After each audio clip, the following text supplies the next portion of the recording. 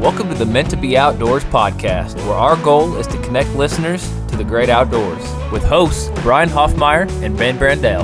I'm host Ben Brandell, owner of Meant to Be Outdoors, instructor of outdoor skills, and passionate about personal growth. I'm host Brian Hoffmeyer, wildlife biologist and avid outdoorsman. Welcome back to the Meant to Be Outdoors podcast. It is time for another Myth Monday episode. I am your host Brian with my co-host Ben Brandell, and today we are going to be talking about heat loss through our head. There are some myths and wives' tales surrounding that, and we can't wait to debunk and dive in and spread some truth. But before we do, what are you thankful for today, Ben? I am thankful for warmth. It's getting cold. I love a good fire. I even love what's it called when furnace? I love any kind of warmth that I can get. So I'm just truly thankful that we can go indoors and get warm. Yeah, you almost took the words right out of my mouth because, before we give thanks in each of these episodes, we don't discuss what each of us are going to say, but I'm actually thankful for that big stack of firewood I've got out back because today it is actually, as we're recording this, 80 degrees. Sunny. I mean, you could probably go outside and take your shirt off and get a suntan, but within the next 24 hours, that cold front is going to come in. We're going to have lows in the teens and highs in the 30s and 40s, and I look forward to this weekend lighting a fire in my fireplace with that nice stack of wood I've got out back and just snuggling up with my family and enjoying that warm, burning fire. I really look forward to that. On that topic today, we're talking about staying warm. Later this week, we're going to do a full episode about how to dress and how to stay warm in the outdoors during cold weather. And this episode, this Myth Monday, is going to kind of kick that off. One of the biggest myths surrounding staying warm in the outdoors is that 80%, I know you've heard it, I've heard it, I've believed it, I have told people this, 80% of your heat, your body's heat, is lost through your what? Your head. I've been told it since I was a kid. I have taught it to people, and it is wrong. It isn't true. 80% of your heat loss is not lost through your head. As a matter of fact, the surface area of most people's head is only about 10% of their whole body. So for that ratio, for 80% of your heat loss to go through 10% of your body, it doesn't even really add up, but I never stopped to think about that. And we do that so often with these myths, if we really just stop and take a second and think if it was even plausible, we'd find out that it wasn't. So, Ben, kind of share what you've learned around that and staying warm in the outdoors and how you found out, because I'm sure you were told it too, that 80% of your body heat is not lost through your head. Yeah, there's just so much even information. Even for a bald man like you. Even for a bald man like me. I mean, even though I'm a bald man, man, you don't just see sweat just dripping down my head, pouring everywhere, like a good old armpit will. But right. Anyway, going through learning first aid, looking at wilderness first aid, looking at how does clothing work for the human body, why do we need that first line of shelter? That's when I started questioning that whole, do we lose all the heat out of the top of our head? And if you think about it, when I get cold, like, I'll put a stocking cap on, but it doesn't just instantly give me 80% of heat back. Like, I'm not all of a sudden like, woo, that feels good. Like, it's more than that. But I also learned that when you need to rapidly cool the body, you would take an ice pack and you would place it in the groin areas or under your armpits. And that got me thinking, like, why would you rapid cool there and not on top of your head, right? If that was the best place to cool the body, like if it's heat's leaving you, why not use it there? And that's what kind of started my search. Now, as you really dig into heat loss, the exchange of all of that, it really depends on who you are individually, your fit, how hydrated you are, what is your normal body temperature.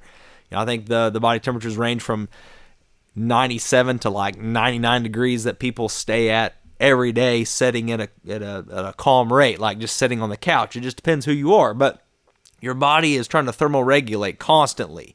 Constantly. It has to stay at whatever your normal average temperature would be. And so in that, it's either trying to heat up or it's cooling down because we are warm-blooded. Right. So we are warm-blooded.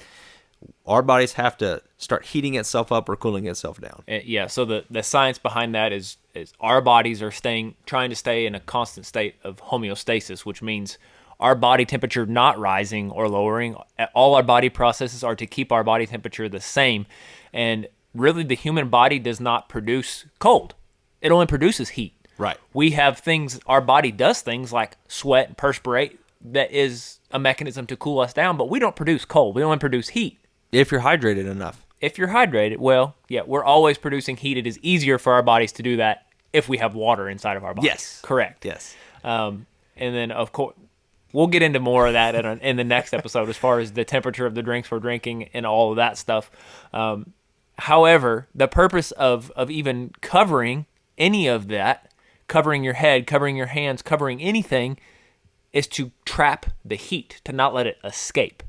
So I can understand why I believed this myth for so long and why it's so easy to say. Where the root of it came from, I don't really know, but I can see that it would be so easy because when we go outside, the truth is that anything, if it is cold out, if it is colder than our body temperature, anything that is exposed, any part of our body that is exposed is going to lose heat. Mm-hmm.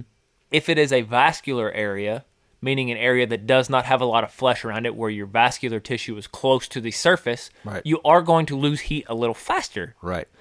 So that would be, if you look at your arm and you see your veins, when you see those veins in your arm, if you flip it to the other side, you can't see them as well, but when you flip it back, you see the veins, you're going to lose your heat faster there than on the other side. Right. But both are exposed. Correct. So both are losing heat, but right, the bottom of your wrist is going to lose it a little faster than the top. Right. Now, if you go to think about your head, yeah, it is a pretty vascular area. I mean, you don't have a lot of flesh on top of your head. You've got skin and blood vessels basically on top of your skull, but, you know, a lot of people do have hair. Mm-hmm. Not so much you and I, but, right. But a lot of people do have some hair, which does trap some heat and some insulation. But when we go outside, we as humans, the last thing we always cover is our head. So I can kind of see where this came from. We're going to put on socks and shoes automatically and pants and shirt. We're going to cover all that. That's 90% of our body almost. Really the last thing that's left would be our hands and our neck and head. Mm-hmm. So of course, if you do all those steps and you go outside into the cold, you are going to feel heat escaping you. You're going to get cold. You're going to feel the cold on your exposed skin.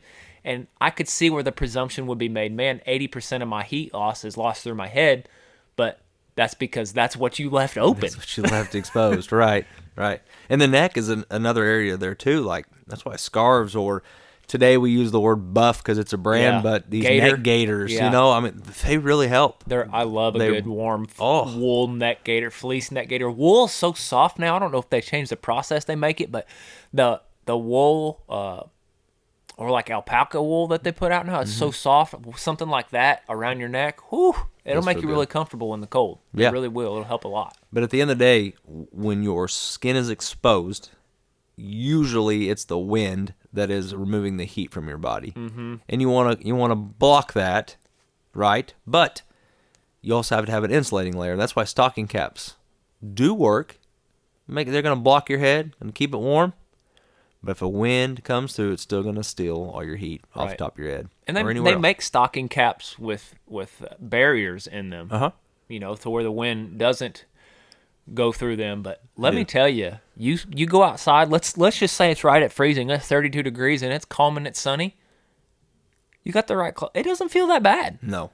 Now, you kick up a 15 mile an hour wind, I'm here to tell you, it will cut right through everything that you've got, and it will make it feel like it's 15 in a hurry.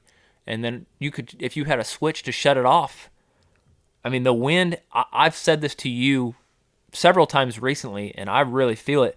My least favorite outdoor element is the wind. It stinks for body heat. It stinks for fishing. Mm-hmm. It stinks for hunting. It chaps your lips. I mean, it can even wind burn. I've hunted out on big flat areas before when I was done, or fished, and you're wind burnt. You feel like you're sunburnt, but that wind is just taking a toll on your skin, and I dislike the wind. Well, I was actually on a bike trip that it got so windy, and I'm not exaggerating, you could jump, and it would blow you back. And you would not land where you jumped from. It was that windy. And we had to ride bikes in it. So you're pedaling hard. Oh, my gosh. And we actually put on rain gear to try to block that wind. Well, guess what we became? Like a big sail. A sail, Yeah. kite, yeah. It's awful. I hate the wind. Yeah. So you were just flying then. Yes, well, but the wrong way. Yeah. We need to go the other way. You know, we share a lot about hunting and fishing, and you and I fish year round.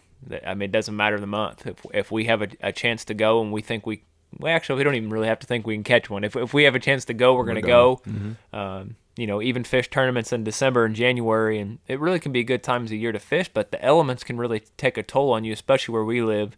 You know, where we live here in the central United States, kind of, it's not Midwest where we're at, but maybe the north end of the South. I mean, I don't really know how to describe it, but we get it all. Mm-hmm. I'm talking, we will experience 105 degrees in August, and that winter experience negative 20. I mean, we really get the full spectrum, and to go out in the winter, it can really take a toll on you. And I like all the seasons, but I'm not suited well for the cold because I really don't like stocking caps. I don't like them at all. I don't like for my ears to be covered. It makes me feel like I'm trapped or claustrophobic, and I hate it the most when I'm hunting because I rely so much on my hearing. But man, even if that stocking cap is just on my head, over my ear, you know, I have my ears uncovered, I can tell such a difference and how warm I am than if I pull that down another 1.5 or 2 inches over my ears. My whole body, not just my ears. It's not like, oh, my ears are warm. It changes my whole body temperature, but I can't stand it. So I always have this cap, like I look like a goofball out there, like a cone head with this cap on top of my head because I don't want my ears covered. But my point of that is that just that extra inch or two pulling it down literally will make my toes warmer even. Mm-hmm. And the mechanism of our body, how it works when we do start to get cold and the way it pulls blood, can you kind of explain that and how it makes our extremities colder? Yeah, and I want to add, you were talking about the stocking cap. You know, you're not a fan of it. I love them. I love that it comes in on my ears, but you had talked about they do sell them has the barrier. I can't wear those because when I place those over my ears, I can't hear anything. Yeah. It completely, and so I can relate to what you're feeling because it's like. I feel that way with any of them. Well, it's almost, it takes one of your senses away. It does. And you just can't hunt or fish as well as you could have without it. So, but at the end of the day, when we're talking about your body, your core, your body, your actual core is going to try to stay warm constantly. That's what we've been talking about. That's where our vital organs are. So all your vital organs, your body is going to pull all from your extremities to warm its vital organs if your temperature starts dropping. That's what it's going to do. It's going to pull all of it back, and that's why you don't want to eat anything or drink anything when that's happening. But and that's for another talk. But again, it's going to pull all of that blood, the warm blood, to your cores to try to keep you warm. Right. And that's why people get frostbite, which leads into other issues. We start to feel like when your body is getting cold and starting that process, you're going to start to feel your toes get cold and your fingers get cold and your ears. These things that don't have a lot of insulation and are the farthest away from your heart, and your body actually understands the lack of importance they have to your survival. So it's going to start to pull heat from them before it does the center of your body. Yeah, and you also have, sometimes it's not a phantom feeling, but you have let your feet get wet. So you wore your wool socks, you hiked all the way in, your feet were sweating because of that long hike. Now you're in your stand and you're like, why are my feet so cold? It's because you let them get wet. We're so used to moisture being on our feet that we don't realize when we do get a little on that. And that is a tough thing. Something that I have started doing to try to mitigate that is when I wear wool socks, I always wear a full synthetic layer underneath them, something that wicks moisture away from my feet. And that does help. We'll get even more to that in the next episode. But moisture is that other thing that you pair with wind. Anytime you have moisture and or wind, both of those things are constantly stealing and trying to rob your body of heat no matter where they're at on your body. And there are some things you can do to mitigate the amount of moisture and block the wind. And we're really going to take a deep dive into that on Thursday. Yep, absolutely. But yeah, your core has got to stay warm, and that's what your body's trying to do. So anything exposed, Yeah. it's going to make you cold. So I hope you guys understand that, and I know you've heard it, and you've probably already heard that it's not true, but you've kind of probably still wondered, is it or isn't it? It isn't true. It's actually not even possible if you look at the numbers and the ratios of your body and your surface area of your head. We do not lose 80% of our heat through our head. However, we do lose heat through our head just as much as you will lose through any other exposed part. So if you are feeling cold and you are feeling like you are losing heat through your head, cover it up. You cover it up. There's all different kinds of hats out there today and tons of different clothing companies. Even take the step to cover your neck, cover your face, cover your ears, cover as much as you can safely without restricting your breathing or eyesight or hearing if you need hearing for whatever you're doing to be safe. And the more you cover, the more you will be warm. And that is not a hard thing to prove because as soon as you do it, you're going to feel that. Anything you want to add to that, Ben? Yeah, I'll just add a quick story that it was the first time that I had ever gotten into wool socks. Wool has transformed the game for me. But this pair of wool socks came with a battery pack. And it took a 9-volt battery, and it was actually supposed to heat your feet. And I was like, I'm in, because when I'm out in the wilderness, it's always especially my toes. It's my feet. They hurt all the time. Always first. Your hands you can stick in your pockets or down your shirt, whatever. But it's all the toes. Feet you are feel killing lost. me. Yeah, and put the batteries, turn it on, sitting there, it's starting to feel good, real good. And then, like I said, here starts coming the pain, and that's when I truly realized that your feet can't get wet because I let them get so warm in my rubber boots in that sock that now the outside air temperature on that boot with my feet being wet, now they're starting to hurt. And they didn't catch on fire or anything, but these suckers, because I think it was the original model, they don't melt you today. These things got so hot that I had to get rid of them. But I think it was because I washed them and dried them and you weren't supposed to. So a lot of craziness. I've never went back to a battery powered sock. I've just learned that wool on its own is amazing. What's that deal called? That cooking technique where you put your food in water and then you put the heating element in the water and you don't ever what's that called? Sous vide? Is it sous vide? Sous vide, yeah, sous vide? Something like that. You sous vide your toes. I did. That's exactly what happened. Yeah, well, guys, I hope you understand the myth that we're debunking here. 80% of your heat is not lost through your head. You are losing heat. You're going to lose heat through any part of your exposed skin. That is going to be it for this Myth Monday episode of the Meant to Be Outdoors podcast. We will be back on Thursday with another episode with a lot of helpful tips on how you can keep warm when it's cold in the outdoors. We hope that if you like what we're doing, you'll support us, follow our link to our Patreon account, and become a monthly member. Also, whatever platform you are listening on, hit the automatic download, subscribe. Please leave us a review to let us know how we're doing. And of course, follow us on all our social media accounts. Thank you for listening, and we hope that between now and the next episode, you will find time to get outdoors. Thank you for listening to the Meant to Be Outdoors podcast, hosted by Brian Hoffmeyer and Ben Brandell. Please help us by subscribing. Also, follow along on TikTok, Instagram, and Facebook.